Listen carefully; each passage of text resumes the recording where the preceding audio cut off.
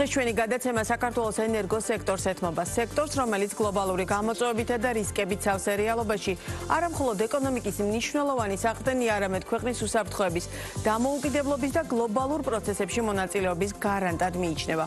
განვითარებულ ქვეყნებს კარგად ესმით, რომ ენერგორესურსებზე დამოკიდებულება ნიშნავს პოლიტიკურ თუ ეკონომიკურ მოწყვლადობას. სწორედ ამიტომ მათი არჩევანი დივერსიფიკაცია და თვითკმარობის გაზრდაა.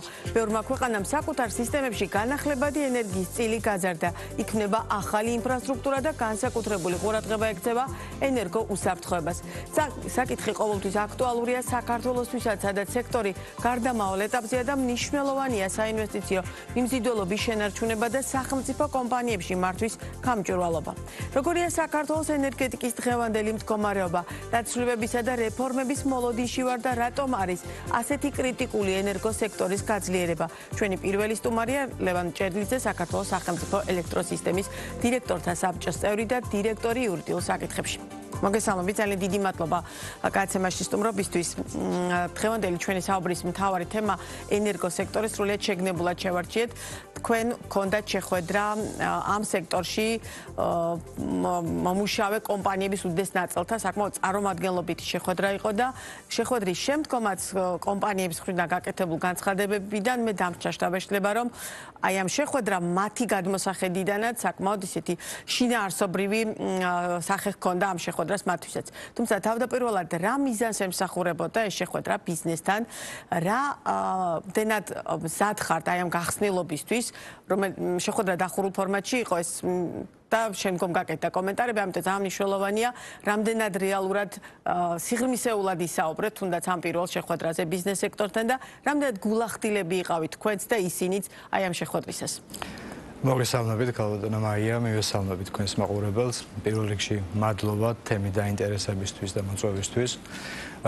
სწორად აღნიშნულ შეხვედრაზე ცხადია იყო ბიზნესის წარმომადგენლებთან შეხვედრა და დარგის წარმომადგენლებთან და არ იყო ღია დისკუსიის ფორმატში წარმართული, თუმცა ოდნავ მოგვიანებით შევეხები ამ თემას. მაყურებლისთვის უფრო მეტად ცხადი რომ იყოს, ორი სიტყვით ვიტყვი იმას, რომ საქართველოს სახელმწიფო ელექტროსისტემა გახლავთ გადამცემი ქსელის ერთადერთი ოპერატორი საქართველოში, რომელიც დაახლოებით 4500 კილომეტრის სიგრძის ხაზს ფლობს და მართავს და ასევე 90-ზე მეტ ქვესადგურს, ასევე საქართველოს მეზობელ ქვეყნებთან დამაკავშირებელ ყველა ხაზს სწორედ ელექტროსისტემა მართავს. ეს უბრალოდ იმისთვის, რომ წარმოდგენა შეგვექმნას, რამდენად მნიშვნელოვანია ამ კომპანიის ელექტროენერგიას ვიღებთ და ყველაფერ ამას მთელი ქვეყნის მასშტაბით, სწორედ საქართველოს ელექტროსისტემა უზრუნველყოფს, სწორედ ეს არის ამ შემთხვევაში თქვენი საუბრის მთავარი არსი. ცხადია და სწორედ ამაზე მინდოდა აქცენტის გაკეთება, რომ ნათელი იყოს, რამდენად მნიშვნელოვანია ამ კომპანიაში არსებული პროცესების გამართულობა, მათ შორის და გამჭვირვალობა და შესაბამის პირების ჩართულობა გადაწყვეტილებების მიღებასთან დაკავშირებით არსებულ პროცესებში, რომელიც შედეგებიც მათზე ახდენს გავლენას. შესაბამისად, აღნიშნული შეხვედრის ფარგლებში გამართულ დისკუსიასთან დაკავშირებით ან ცალკეული საკითხები, რაზედაც მოხდა მსჯელობა, გამომდინარეობდა რამდენიმე ფაქტორიდან. პირველ რიგში ვიტყვი იმას, რომ მიმდინარე წლის აპრილის თვეში შეიცვალა სახელმწიფო ელექტროსისტემის გენერალური მენეჯმენტი, ახალი გენერალური დირექტორი ყავს ბატონი ივანო ზარდიაშვილი და ასევე განახლდა დირექტორთა საბჭო და სწორედ აი ამ განახლებული სტრუქტურის ფარგლებში, მათ შორის კადრების ოპტიმიზაციის ფარგლებში, როდესაც წარმოდგენა რო შევიქნოთ დაახლოებით მენეჯერული რგოლის პოზიციაზე მყოფი თანამშრომლების რაოდენობა 40%-ით შემცირდა და უპირატესობა მიენიჭა საშემსრულებლო როლს, ასე ვთქვათ, ელექტროსისტემაში და სწორედ ამ ფარგლებში დაიწყო იდენტიფიცირება არსებული გამოწვევების, ცალკეული ხარვეზების მათ შორის, რომელიც შეიძლება იყოს შემაფერხებელი მათ შორის ადეკვატური განვითარებისა გადამცემი ქსელის, რომელზედაც დამოკიდებული არის სწორედ იმ ბიზნესის განვითარება, რომელიც წარმომადგენლებთანაც გაიმართა ეს შეხვედრა. აღნიშნული ორი სიტყვით რომ თქვა, მნიშვნელოვანი არის ის, რომ ენერგეტიკის დარგის განვითარება ზოგადად დამოკიდებული არის ცხადია გადამცემი ქსელის საიმედოობაზე, მდგრადობას და თქვენ აღნიშნეთ უკვე ენერგოუსაფრთხოებაზე, ამავდროულად გენერაციის ობიექტების განვითარებაზე, მათ შორის განახლებადი ენერგიის წილზე ამ განვითარების პროცესში და ამავდროულად მოხმარების დინამიკის სწორ ანალიზზე.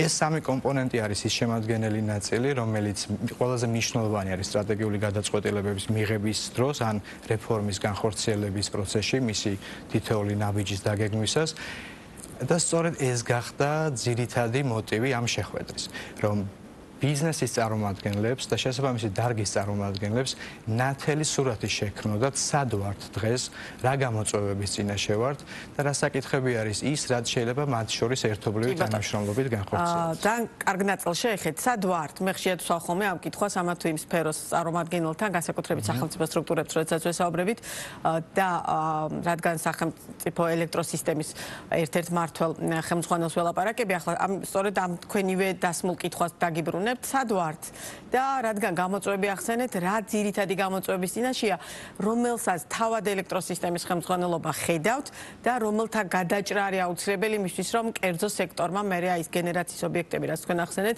მე უკვე სრულფასოვანად შეძლონ ფუნქციონირება. რამოდენიმე ფაქტორისაგან შედგება ეს კითხვა სად ვართ. ერთი სად არის კომპანია მისი მართვისა და სტრუქტურის თვალსაზრისით და როგორ უყურებს პროცესების წარმართვას, მათ შორის რეფორმების განხორციელებას და მეორე მხარე არის სად ვართ გადამცემი ქსელის განვითარების კუთხით და რა მოლოდინები და შესაძლებლობები აქვს ქსელს. პირველ რიგში აუცილებლად უნდა აღვნიშნო მადლობა ეკონომიკის სამინისტროს მიმართ, სემეკის მიმართ და საქართველოს მთავრობის მიმართ, რომელთაც წვლილი აღნიშნული რეფორმების მომზადების პროცესში და მხარდაჭერა ძალიან დიდია. ცხადია, თქვენ იცით, რომ სახელმწიფო ელექტროსისტემა სახელმწიფო საკუთრებაშია და მათი ჩართულობის და მათი მხარდაჭერის გარეშე ცხადია გაგვიჭირდებოდა ასეთი ტიპის გადაწყვეტილებების და რეფორმების გატარება, რაზეც ვისაუბრებ. პირველ რიგში ქსელის განვითარების ნაწილში ძალიან მნიშვნელოვანია სწორედ გადამცემი ქსელის განვითარების ათწლიანი გეგმის სწორად შედგენა და რა არის ეს ათწლიანი გეგმა. ენერგეტიკის სექტორში ხშირად მოიხსენებენ ხოლმე ენერგეტიკის კონსტიტუციად, ასე ვთქვათ, იმიტომ რომ სწორედ იქ არსებული ინფრასტრუქტურული პროექტების სწორად და დათქმულ ვადებში განვითარებაზეა დამოკიდებული როგორი სისტემა გვექნება მომავალში.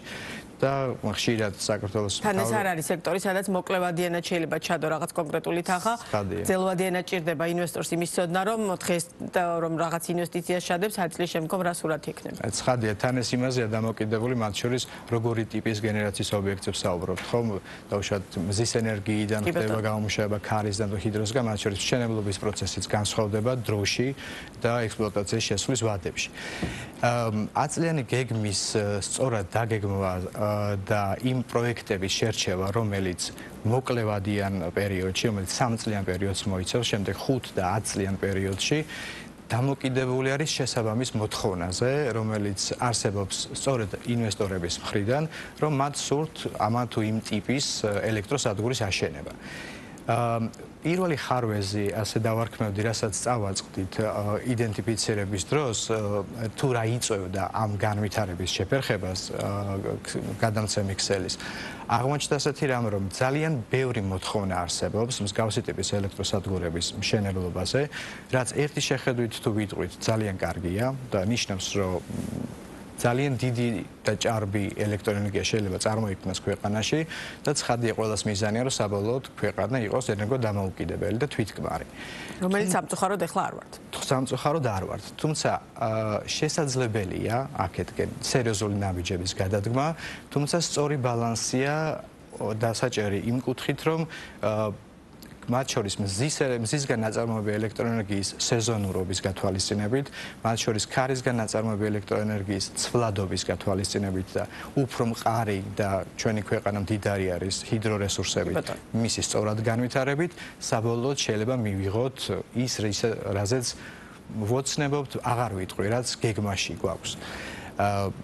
ძალიან მნიშვნელოვანი არის აქედან გამომდინარე იმ ინფრასტრუქტურული პროექტების დაგეგმვა, რომელიც ამის განვითარებას უწყობს ხელს. შესაბამისად, თუ ვამბობთ იმას, რომ ბიზნეს პროექტების, ბევრი ბიზნეს პროექტია, რომელსაც ქსელთან მიერთება სჭირდება ფურცელზე. აღმოჩნდა, რომ ფურცელზე ვერ ვიტყვი, რომ არასაკმარისი მოთხოვნა რეალისტური პროექტების, მაგრამ გაჩნდა ერთგვარი ესეთი დამოკიდებულება, რომ სჯობს წინასწარ ბიზნესმა ერთგვარი გარანტია შეიქმნას, რომ განხორციელების შემთხვევაში პროექტისა მას ჰქონდეს გარანტია იმის, რომ ქსელთან მიერთდება. თუმცა ამისი პრობლემა არასოდეს არ დგას, თუ სწორად მოხდება ქსელის დაგეგმა. უბრალოდ პრობლემა ანუ წინასწარ იბევებდნენ რეალურად ამ დროს მშენებლობა არ მიმდინარეობდა. ხო, სწორად გავიგე. გავარქვათ ერთგვარი დარეზერვება სინძლავრის. ანუ ადამიანურად რო გავაგებინეთ ადამიანებს კი ბატონო. მაგრამ საბოლოო ჯამში ელექტროსისტემას უქმნიდა დაგეგმაში სერიოზულ პრობლემას.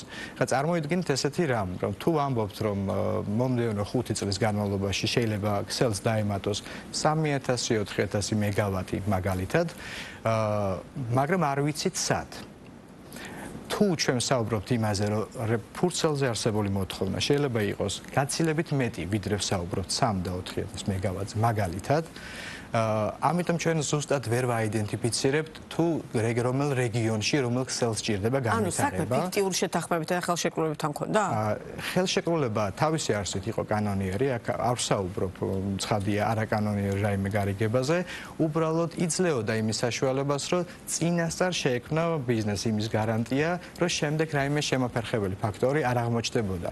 ეს ერთი შეხედვით შეიძლება ცუდი არ იყოს, როგორც იდეა, მაგრამ შედეგი რაც რის წინაშე დავდეგით გამოჩნდა სწორედ ახლა, როდესაც გვაქვს სიჭარბე მოთხოვნების, შესაბამისად მისი გათვალისწინებით დაგეგმილი ქსელის განვითარების ხედვა, მაგრამ თუ შევხედავთ მოთხოვნას რეალურს, შეიძლება ცოტა სხვაგვარი საჭიროება იყოს ასეთი ქსელის განვითარების. ეს ძალიან ფართო თემაა და ძალიან შორს წაგვიყვანს სიღრმეებში ჩავიდეთ, უბრალოდ რისი ჩვენება მინდა, რომ რატომ არის მისაღები გარკვეული სტრატეგიული გადაწყვეტილებები, რატომ არის საჭირო როგორც ეკონომიკის სამინისტროს, ისე მთავრობის მხარდაჭერა და სემეკის როგორც მარეგულირებელი ორგანოსი და რატომ დგავართ აი ამ მნიშვნელოვანი ნაბიჯების გადადგმის პერიოდში, რასაც დღეს უყურებთ.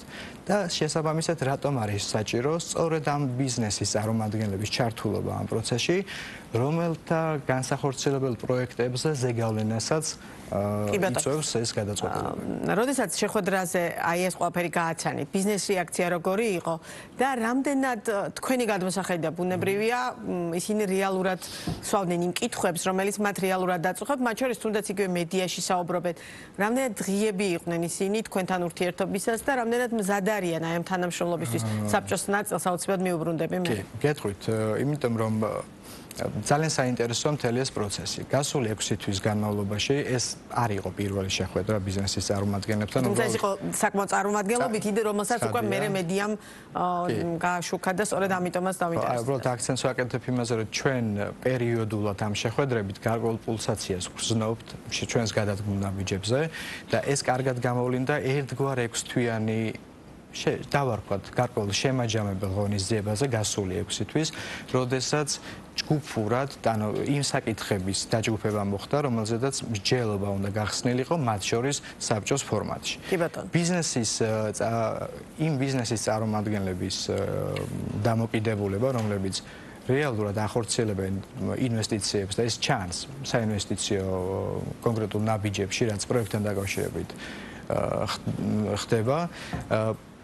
მე ვიტყოდი, რომ აბსოლუტურად უმრავლესობის პოზიცია არის მკვეთრად დადებითი, პირიქით გამოხატავენ ინიციატივას ჩართულობის, იმიტომ რომ მათ ყველაზე კარგად იციან, რომ სწორად დაგეგმილი საელექტროსისტემის განვითარება მათთვის პირდაპირ პროპორციულად დადებითი შედეგი თუ ეს არ იყო შეხვედრა შეხვედრისთვის და ეს არ იქნება შეხვედრა შეხვედრისთვის, ასევე რჩეველთა საბჭო შექმნა დაგეგმილი, რჩეველთა საბჭოშიც ბიზნესის მონაწილეობა, ეს არ არის უბრალოდ სარიელი სიტყვები და რეალურად პირობითად ბიზნესმა თუ გირჩიათ, რომ ამ მიმართულებით ასე ხომ არ ჯობია წასვლა, ამას ელექტროსისტემის ხელმძღვანელობა და მენეჯმენტი გაითვალისწინებთ? კი, და ვეცდები, რომ უფრო მეტი დადებითი ინფორმაცია მოგაწოდოთ ამ კუთხით. ერთი ის, რომ ცხადია არ იყო შეხვედრა შეხვედრისთვის, იმიტომ რომ ამ შეხვედრაზე მოხდა გაცნობა ყველა იმ იდენტიფიცირებული ხარვეზისა და გამოწვევისა, რის წინაშეც დგას დღეს ელექტროსისტემა და მათ შორის საჭირო არის ბიზნესის ჩართულობა ამ გამოწვევების დაძლევის პროცესში და ამავდროულად განისაზღვრა, რომ შეიქმნას ამ წარმომადგენელთაგან აირჩეს ასე ვთქვათ ვიწრო პლატფორმა, რომელიც იქნება უფრო მობილური საკითხების განხილვისთვის. აქვე ერთს ვიტყვი, რომ ეს არ არის სახელმწიფო ელექტროსისტემის შიგნით შექმნილი სტრუქტურული ერთეული, მრჩეველთა საბჭო. ეს არის ერთგვარი საკონსულტაციო ორგანო, პლატფორმა, შეიძლება დისკუსიების პლატფორმა დავარქვათ, სადაც ნებისმიერ ამ ბიზნესის წარმომადგენლებს აქვს შესაძლებლობა საკუთარი ინიციატივა გამოხატოს, იმსჯელოს და საბოლოოდ წინადადები და რეკომენდაციები წარუდგინოს გენერალურ მენეჯმენტს, რომელიც თავის მხრივ რეფორმა იქნება ეს თუ სტრატეგიული გადაწყვეტილება უნდა დააშენოს ეს გადაწყვეტილება სწორედ ამ მსჯელობის შედეგზე. ანუ მეტად ინკლუზიური გვინდა რომ იყოს პროცესი, მეტი ჩართულობა იყოს, იმიტომ რომ ყველას კარგად მოგვიხსენება რომ ნებისმიერ გადაწყვეტილება, როდესაც შედეგის კუთხით გვესმის, ცოტა შემაშინებელი არის ხოლმე. თუმცა, როდესაც პროცესში, გადაწყვეტილების მიღების პროცესში არის ყველა ის პირი ჩართული, ვისაც ზეგავლენა უნდა მოახდინოს, შედეგიც უფრო საინტერესო ხდება და მიმღეობაც უფრო მარტივია. და ერთს დავამატებ უბრალოდ, რომ ბიზნესის წარმომადგენლების დამოკიდებულება თვითონ საბჭოთან მიმართებაში იმდენად მოტივირებულია და იმდენად როგორ თქვა, შეიძლება ერთი სული იყო ამ საბჭოს ფორმატში გარკვეული საკითხების განხილვის, რომ ეს საბჭო უკვე დაკომპლექტებულია. დღეს პირველი სხდომაც გაიმართა, სწორედ ამ პირველი საკითხი რა იყო განხილვის? პირველი საკითხი იყო სწორედ იქ განხილული პრეზენტაციაში დასმულ საკითხების ვიტყოდი დავიწროვება, უფრო დეტალიზება და მათ შორის სწორედ გადამცემი ქსელის განვითარების 10 წლიანი გეგმის სწორად დაგეგმვა და მიერთების პროცესის სწორი რეგულირება, რაც მათთვის პირდაპირ პროპორციულად აისახება საინვესტიციო პროექტების განვითარებას. როდესაც ენერგეტიკაზე ვსაუბრობთ, ჩვენთვის ყველასთვის ეს თემა გარდა ყოველდღიური საყოფაცხოვრება შემხებლობის არის ძალიან მნიშვნელოვანი, სენსიტიური, თუ ქვეყანას აქვს ამბიცია რომ იყოს დამოუკიდებელი, ენერგეტიკული დამოუკიდებლობა ერთ-ერთი ყველაზე მნიშვნელოვანი ნაწილია ამ მიმართულების და ამიტომ ძალიან დიდი მნიშვნელობა აქვს სწორად განვითარებას. ის რეფორმები, რომელზეც ახლა თქვენ საუბრობთ, რომელიც დაგეგმილი გაქვთ, ის 10 წლიანი გეგმა, თქვენი გადმოსახედი და ბუნებრივია ელექტროსისტემის ერთ-ერთი ხელმძღვანელი პირის გადმოსახედი იძლევა იმის საშუალებას, რომ ქვეყნის ენერგეტიკის სექტორის განვითარება იმ მიმართულებით წავიდეს, რომ ამ ქვეყანაში ინვესტორს სურდეს ინვესტიციის შადება და რეალურად ეს განვითარება იყოს ნამდვილად ისეთი, როგორცაც ყველანი ვისურვებდით, იმიტომ რომ ჩვენ ყველანი ამ ქვეყნის მოქალაქეები ვართ და ყველას გვაქვს იმის ამბიციას და სურვილიც, რომ მათ შორის ენერგეტიკული კუთხით საქართველოს ნამდვილად იყოს დამოუკიდებელი ქვეყანა. უფრო მეცაც გეტყვით, არათუ მომავალში შეიძლება გაჩნდეს ასეთი სურვილი და мотиваცია შესაბამისი ბიზნესისგან, ინვესტიციისგან ხორცელების უკვე არსებობს და ძალიან ბევრი ინიციატივა, რომელიც ელოდება შესაბამის გადაწყვეტილებას და მზად არის კონკრეტული ინვესტიციის განსახორციელებლად, მათ შორის ცხადია გენერაციის ობიექტების შენებლობის კუთხით. შეიძლება უკვე დასახელება რომელიმე ამ ნაწილის? მე თავს შევიკავებდი, იმიტომ რომ ეს პროცესი არ არის მხოლოდ სახელმწიფო ელექტროსისტემაში მიმდინარე, იმიტომ რომ გენერაციის ობიექტების მშენებლობა ეს ეკონომიკისა და მდგრადი განვითარების სამინისტროს მთავრობის კომპეტენციის ნაწილი არის, შესაბამისი სამშენებლო ხელშეკრულებების გაფორმება, ამიტომ იმდენად ჩვენ ერთადერთი რაც შეგვიძლია ვთქვათ, არის აღნიშნული პროექტების განხორციელების შემთხვევაში ისეთი ინფრასტრუქტურის დახვედრა, რომ მათი ინტეგრირება ქსელში იყოს საიმედო, უსაფრთხო და თავად ელექტროსისტემის გადამცემი ქსელი არ დაზიანდეს პირველ რიგში. რისის ვიტყოდი, რომ გარკვეული საფრთხე არსებობდა თუ ის პროექტები, რაზეც წეღან ვისაუბრე, რომლის სიჭარბეც არსებობს, თუ ეს განხორციელდებოდა, შეიძლებოდა ელექტროსისტემის გადამცემ ქსელს უბრალოდ ვერ გაეძლო ამისთვის და ერთსაც ვიტყვი, რაც არის ძალიან მნიშვნელოვანი, რომ მაგალითად მზიდან მიღებული ენერგია, ესე რომ წარმოვიდგინოთ, ჩვენი ქვეყნის მოხმარება დღეს საშუალოდ არის დაახლოებით 2000 მეგავატი. არსებობს გარკვეული პიკური მოხმარებები, მაგალითად, როგორც წესი ეს იყო ხოლმე ახალი წლის პერიოდში, წინა წლებს თუ განვიხილავთ, მაგრამ შეიცვალა და გადმოინაცვლა ამ ვექტორმა ზაფხულში და როდესაც ყველაზე მეტი მოხმარება არის გაგრილების საჭიროების სექტორის აქტიურობა, განპირობებული ბიზნესის განვითარება, ეკონომიკის განვითარება ბევრი რაღაც მოქმედებს მოხმარების ზრდაზე. 3-4%-იანი ზრდა მოხმარების კუთხით სულ ვლინდება. და დაახლოებით პიკურ პერიოდში არის 2500 მეგავატის. და აი ამ 2500 მეგავატთან მიმართებაში რო წარმოვიდგინოთ საჭიროება განვითარებისა, დაახლოებით 3000-4000 მეგავატი, როცა ვსაუბრობთ პერსპექტივაში, 5 წლიან პერსპექტივაში, ისე უნდა იყოს დაგეგმილი, რომ მაგალითად, როდესაც წყალუხობა აქვს ქვეყანაში და იცით, რომ გაზაფხულის პერიოდი და გვიანი გაზაფხულის პერიოდი გამოირჩევა ამ კუთხით და ასევე მზეც სწორედ მაშინ ანათებს. გამოდის რომ შეიძლება მოხდეს, მაგრამ თუ სწორად არ მოხდება დაგეგმვა, რომ ერთ კონკრეტულ პერიოდში ჭარბი ელექტროენერგია, რომელიც არ გჭირდება ქვეყანაში და დღეს ამ პერიოდში საქართველოს აქვს საკმარისი ენერგია, რომ იმპორტის გარეშე განახორციელოს საკუთარი მოხმარების დაკმაყოფილება, უფრო მეტიც ექსპორტზე გაგვაქვს ამ პერიოდში ელექტროენერგია. მაგრამ შეიძლება ისე მოხდეს არასწორი დაგეგმვის ფარგლებში, რომ კიდევ უფრო მეტი სიჭარბე წარმოიქმნას, ვერ გავიტანოთ იმაზე მეტი ელექტროენერგია ექსპორტზე და საბოლოო ჯამში მოხდეს ის, რომ მაგალითად გააჩერო შეზღუდო კონკრეტული ელექტროენერგიის გამომუშავება სადგურში, მოხდეს წყლის დაღვრა, რაც ვფიქრობ, რომ სერიოზული პრობლემა არის. ამიტომ ვამბობ, რომ თითოეული ნაბიჯის სწორად დაგეგმვა, მათ შორის იმ ბიზნესის წარმომადგენლებთან ერთად, რომლებიც სწორად აი ამ სამი მიმართულებით ფიქრობენ საკუთარი ინვესტიციების განხორციელებას, ერთობლივად მოხდეს იმ სურათის ჩვენება, თუ რომელი ნაბიჯი რა შედეგს იწვევს. აქვე ერთს ვიტყოდი, ძალიან მნიშვნელოვანი ინიციატივა აქვს სახელმწიფო ელექტროსისტემას. თქვენ ახსენეთ, რამდენად არის გამჭვირვალე პროცესი.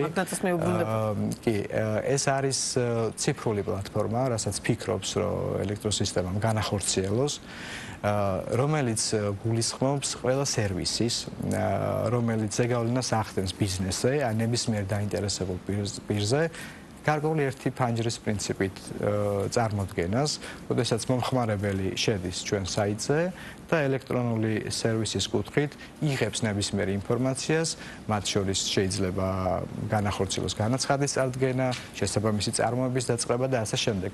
სადაც იქნება ვიტყოდი, რომ სრული გამჭვირვალობა ჩვენთან არსებული. ერთი არის გამჭვირვალობის ნაწილი და მეორეა ზედმეტი ბიუროკრატია, რომელიც სახელმწიფო სტრუქტურებს ან იმ კომპანიებს, რომელიც სახელმწიფოს მიერ არის დაფუძნებული, რეალურად ახასიათებს.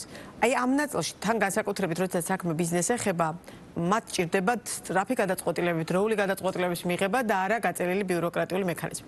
ამ ნაწილში რამდენად მზად ხართ ახალი მენეჯმენტი სისტემის უფრო მეტად გაუმჯობესებისთვის, იმიტომ რომ მე მომისმენია პრეტენზიები კერძო სექტორისგან და თქოს მათ რომ უსმენ, მათი ლოგიკა აბსოლუტურად ჩემთვის ყოველ შემთხვევაში გასაგებია. ამიტომ ძალიან მნიშვნელოვანი რამდენად მზად ხართ, რომ აი ეს ზედმეტი ბიუროკრატიული ნაწილი, გარდა იმისა, რომ პირობითად ხელმისაწვდომი იყოს მათთვის ესა თუ ის დოკუმენტაცია, იყოს რეალურად მოხსნილია ეს ბარიერები, რომ მათ შეძლონ სწრაფად გადაწყვეტილებების მიღება თავიანთ საქმიანობაში. კეთილი. გალტომაია პირველში მას ვიტყვი, რომ სახელმწიფო კომპანიაზე როცა ვსაუბრობთ, ცხადია ვერ გავცდებით ისეთ ბიუროკრატიულ მექანიზმებს, რომელიც დამახასიათებელია სახელმწიფო ორგანოსთვის, ორგანიზაციისთვის თუ კომპანიისთვის. თუმცა მე არ ვფიქრობ, რომ ბიუროკრატია თვითონ როგორც სიტყვა ცუდია. ცხადია, ესეთ ბიუროკრატია არ უნდა იყოს დამძიმებული ისეთი მექანიზმებით, რომელიც აფერხებს და არაეფექტიანს ხდის თუნდაც პროექტის განხორციელებას. აი სწორედაც როცა ვსაუბრობთ გადასადგმელი ნაბიჯები, მათ შორის გადამცემ ქსელთან მიერთების პროცესის რეგულირება, მათ შორის იმ ბალანსის დაჭერას, რა ტიპის ელექტროენერგიის მიღება არის უმჯობესი, გვიქმნის საბოლოო ჯამში იმ ფაქტორს ერთი, რომ ვიცოდეთ როდის რამდენი ელექტროენერგია გვჭირდება და რისი პოტენციალი აქვს ქვეყანას თუნდაც საექსპორტო კუთხით და მეორე ნაწილი არის როდესაც ჩვენ ვუყურებთ ბიზნესს, ვუყურებთ თქვათ მათი განვითარების დინამიკას და გარკვეული გადაწყვეტილებების მიღება ხდება ამ კუთხით. აქვე ერთ შეტყვი, რომ სწორედ განახლებადი ენერგიების ქსელთან ინტეგრაციის კუთხით და უფრო მეტი შესაძლებლობის კუთხით სახელმწიფო ელექტროსისტემა ახორციელებს პროექტს, რომელიც 200 მეგავატი დამაგროვებელი ბატარეების შექმნას ეხება, ეს ქსნის ქვესადგურის მიმდებარედ ყენდება და დაახლოებით 70 მილიონ ევრომდე ინვესტიციას წარმოადგენს, რომელიც სწორედ ამ მიმართულებით გადადგმული ნაბიჯია და აქვე ერთ ვიტყვი, რომ ბიუროკრატიული მექანიზმები ყველაზე ხშირად ვლინდება ხოლმე რა დროს, რომ როდესაც სამშენებლო ნებართვის მოპოვება ხდება, იცით რომ გადამცემი ხაზის განვითარება იქნება თუ გარკვეული მშენებლობის წარმოება, შეიძლება შემხებლობაში იყოს ტყის მასივთან, სახელმწიფო მიწებთან, კერძო მოსახლეობასთან, განსახლების პროცესის სწორად წარმართვა არის ამ შემთხვევაში პრიორიტეტი და ასე შემდეგ ბევრი დაკავშირებული ფაქტორია. იგივე გეოლოგია, გარემოს დაცვის კუთხით არსებული შესაბამისი სანებართო წარმოება. სახელმწიფო ელექტროსისტემის მიზანი მათ შორის არის ის, რომ იმდენად ესე ვიტყვი, იმდენად მოტივირებულები ვართ იმისთვის, რომ სწორად მოხდეს განვითარება ბიზნესის და ჩვენ ამას ვითხოვთ ბიზნესისგან, რომ ჩვენ გეტყვით რა არის სწორი და რა გვჭირდება რეალურად ქვეყანაში, რისი პოტენციალი გვაქვს და თქვენ თქვით სად რა შეგიძლიათ, რომ ისეთნაირად მოხდეს საბოლოო გადაწყვეტილების მიღება, რომ პროცესები არ დაზიანდეს, არ შეფერხდეს და მათ შორის გარდა აღნიშნული რეფორმისა სახელმწიფო ელექტროსისტემა ახორციელებს დაახლოებით ამ დღევანდელი მდგომარეობით 10 მსხვილი ინფრასტრუქტურულ პროექტს, საერთო საინვესტიციო ღირებულებით დაახლოებით 300 მილიონ ევროზე არის საუბარი, რომელიც სწორედ გადამცემი ქსელის ინფრასტრუქტურის გაუმჯობესებას ან ახალი ინფრასტრუქტურის დამატებას ეხება, სწორედ აღნიშნული პროექტების განხორციელების შემთხვევაში ელექტროენერგიის ქსელთან ინტეგრაციის კუთხით. და წეგან აი 100 წლიან გეგმაზე როცა ვსაუბრობდი და როცა ვამბობ იმას, რომ უნდა იყოს სწორი წარმოდგენა ბიზნესის მხრიდან, სად რა შესაძლებლობა, როდის იქნება გათვალისწინებული და რეალურად განხორციელებული, სწორედ ეს ქმნის ჩემი აზრით ყველაზე მთავარ შემაფერხებელ ფაქტორს, როდესაც მათ ჭირდებათ განცდა, რომ მე დღეს რო ვაშენებ ქვესადგურს მაგალითად ელექტროსადგურს და ვიცი რომ შემიძლია ექსპლუატაციაში გავუშვა 2 წლის შემდეგ, მაგრამ თუ გადამცემი ქსელი იმ დროისთვის არ დამხვდა განვითარებული, გამოდის რომ მე ვერ ვიწყებ ჩემს ძალიან კარგი ნაწილი მიხვიდეთ და მზად ხარ თქო აი ამ გეგმის ფარგლებში რომ ინფრასტრუქტურა სათანადოდ ისე დაგეგმოთ რომ კერძო სექტორს დაჭირდება დაუშვათ უკვე კონკრეტული გადაწყვეტილებით მათ შორის ჩართვა ქსელში ამის უზრუნველყოფა, მათ შორის დროის მონაკვეთის მიხედვითაც ბევრად ოპტიმალურ ვადებში შეგეძლოთ. კი, სწორედ ამაზეა საუბარი, სწორედ ამას გულისხმობს 10 წლიანი გეგმის სწორად დაგეგმვა და სწორი პროექტების შესაბამის დროს განხორციელების ჩვენება, ასე ვთქვათ, თუნდაც სექტორისთვის, რომ აი ის მოლოდინები და სახელშეკრულებო ურთიერთობები გვაქვს ჩვენ ამ ბიზნესის წარმომადგენლებთან, იმიტომ რომ თითოეული პროექტი ცხადია ითხოვს მიერთებას და სწორედ იქ გათვალისწინებული მიერთების ვადებთან ვიყოთ მაქსიმალურად დაახლოებული. მოვიტყუები, რომ ვთქვა, რომ ყველაფერი იდეალურად არის. ანუ არსებობს ინფრასტრუქტურული პროექტები, სადაც არსებობს გარკვეული შეფერხებები, დროში ჩამორჩენები. სამწუხაროდ ამაზე ბევრი კუთხით არსებულმა პრობლემებმა, მათ შორის შეიძლება ეს იყოს მართვის კუთხით, თუნდაც დამძიმებული ბიუროკრატიული მექანიზმები კომპანიის შიგნით გულისხმობ და რასაც მოყვა თუნდაც ის, როცა ვსაუბრობ, რომ მენეჯერული რგოლი შემცირდა 40%-ით ეს ჩვენი აზრით დამძიმებდა კომპანიის ეფექტიან მართვას. აი ამ ყველაფრის გათვალისწინებით საბოლოო ჯამში მივდივართ იქამდე, რომ ბიზნესის განვითარების პარალელურად ისე უნდა ხდებოდეს ქსელის დაგეგმა და განვითარება, რომ ერთმანეთთან უნდა იყოს ეს სინქრონში, რომ ისე შეუძლებელია ცალ-ცალკე ამ ყველაფერზე გადაწყვეტილების მიღება. ძალიან დიდი მადლობა საინტერესო საუბრისთვის. თქვენ ამ ეთერში კერძო სექტორის წარმომადგენლები საუბრობენ და ძალიან საინტერესო იქნება ისინი მათ რამდენად სწორად გაიგეს, მათ შორის ელექტროსისტემის შეფერხები, სადაც არსებობს გარკვეული შეფერხებები, დროში ჩამორჩენები. სამწუხაროდ ამაზე ბევრი კუთხით არსებულმა პრობლემებმა, მათ შორის შეიძლება ეს იყოს მართვის კუთხით, თუნდაც დამძიმებული ბიუროკრატიული მექანიზმები კომპანიის შიგნით გულისხმობ და რასაც მოყვა თუნდაც ის, როცა ვსაუბრობ, რომ მენეჯერული რგოლი შემცირდა 40%-ით ეს ჩვენი აზრით დამძიმებდა კომპანიის ეფექტიან მართვას. აი ამ ყველაფრის გათვალისწინებით საბოლოო ჯამში მივდივართ იქამდე, რომ ბიზნესის განვითარების პარალელურად ისე უნდა ხდებოდეს ქსელის დაგეგმა და განვითარება, რომ ერთმანეთთან უნდა იყოს ეს სინქრონში, რომ ისე შეუძლებელია ცალ-ცალკე ამ ყველაფერზე გადაწყვეტილების მიღება. ძალიან დიდი მადლობა საინტერესო საუბრისთვის. თქვენ ამ ეთერში კერძო სექტორის წარმომადგენლები საუბრობენ და ძალიან საინტერესო იქნება ისინი მათ რამდენად სწორად გაიგეს, მათ შორის ელექტროსისტემის შეთავაზება აი ამ საკონსულტაციო საბჭოს მიმართებაში, იმიტომ რომ ის დეტალები, რომელსაც ახლა თქვენ საუბრობდით, თლიანობაში ეს არ არის სფერო, სადაც მხოლოდ ერთი რომელიმე სახელმწიფო კერძო სისტემა თავისთვის ესე განვითარდება, ხო, ორივეს ძალიან მჭიდრო თანამშრომლობა გჭირდებათ ამ სექტორის მნიშვნელოვანი განვითარებისთვის. წარმატებებს გისურვებ და კვლავაც სიამოვნებით გიმასპინძლობთ ბიზნეს პარტნიორის ეთერში ლევან ჭედლიძეს. მადლობა.